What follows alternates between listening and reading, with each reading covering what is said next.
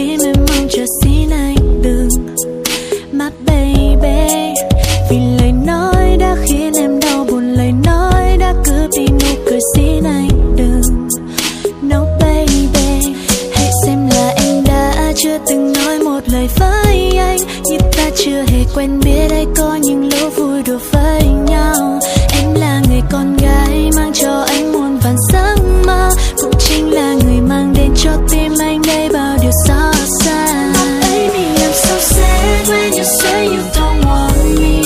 Vậy mà cớ sao em đã thao thức bao ngày nhớ anh, rồi từng ngày tháng đó đã mang đến bao niềm ước mơ, khiến em mong chờ một giấc mơ, giấc mơ. Đừng nói với anh em rất buồn, đừng đến với anh khi em cần, xin em đừng. My baby, vì cuộc sống